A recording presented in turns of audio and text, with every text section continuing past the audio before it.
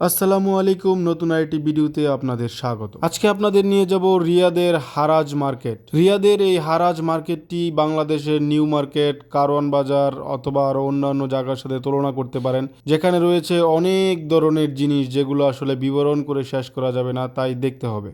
So আজারে গল্প বাদ দিয়ে চলুন শুরু করি মূল ভিডিও। আমি আর আঙ্কেল রওনা হলাম রিয়াদের বাথা থেকে।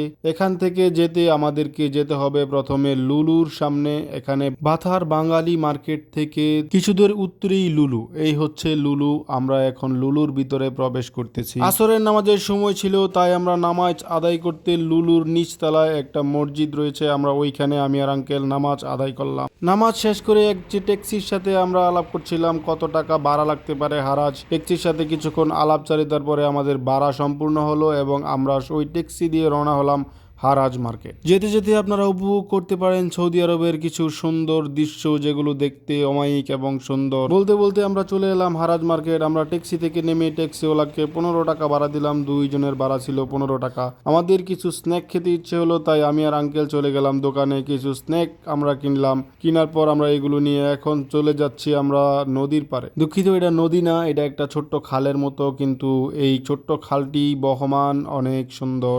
এটি যে মিলিত হয়েছে নদীর সাথে।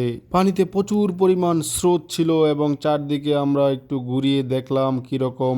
বিকাল টাইমে গিয়েছিলাম, আমাদের আবহাওয়াটা অনেক সুন্দর ছিল এবং পানির এই প্রচন্ড স্রোত। এখানে কিছুক্ষণ সময় কাটানোর পর আমরা চলে এলাম মূল হারাজ মার্কেটে। এই হচ্ছে মূল হারাজ মার্কেট। ঢুকতেই আমার প্রথমে চোখে পড়লো একটি বাংলাদেশি পতাকা। এখানে কে একজন বাংলাদেশি দোকানদার বাংলাদেশি পতাকাটা তার দোকানের পিছনে লাগিয়ে রেখেছিল। দেখে অনেক মনোমুগ্ধকর, সুন্দর লাগছিল। এবং এই হারাজের বিশেষত্ব হচ্ছে এই হারাজে আপনি যা চাবেন তাই পাবেন।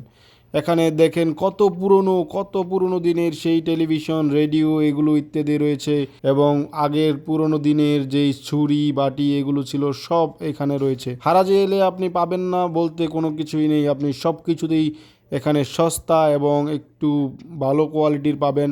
সস্তার মধ্যে ভালো যেগুলোকে বলা হয় আর কি, এরকম পাবেন। তবে এই হারাজ মার্কেটটা দেখতে অনেক বড়, বিশাল এক মার্কেট। আমরা আসলে হারাজ মার্কেটে মূলত যে কারণে এসেছিলাম, হারাজ মার্কেটে এসেছিলাম আমাদের শ্রদ্ধেয় বড় ভাই আলমগীর ভাইয়ের হারাজে একটা বুফিয়া আছে। এই হচ্ছে আলমগীর ভাইয়ের বুফিয়া।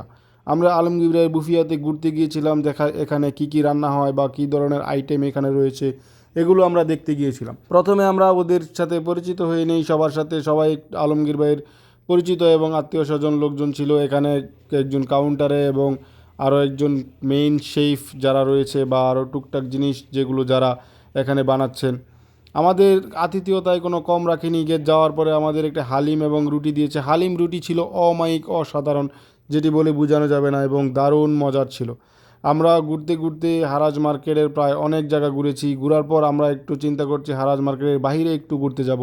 হারাজ মার্কেটের বাইরে পাশেই ছিল একটি নতুন মার্কেট। হচ্ছে এটা অনেক আসলে রিচ কিডদের জন্য, যারা এই মার্কেটে আসেন তারা এখানে বাচ্চাদের জন্য একটি প্লেগ্রাউন্ডের ব্যবস্থা করে রাখা হয়েছে। বাচ্চারা এখানে খেলতে পারেন, বিভিন্ন ধরনের খেলাধুলার আইটেম এবং বিভিন্ন ধরনের জিনিস এখানে রাখা হয়েছে, যাতে বাচ্চারা বোরিং ফিল না করেন। যারা বাচ্চা নিয়ে আসতে চায় এই মার্কেটে আসার পর বাচ্চাদের এখানে রেখে যেতে পারে। আসসালামু আলাইকুম। যদি আপনি শেষ পর্যন্ত দেখে থাকেন, লাইক, শেয়ার, কমেন্ট করে দেবেন। ধন্যবাদ।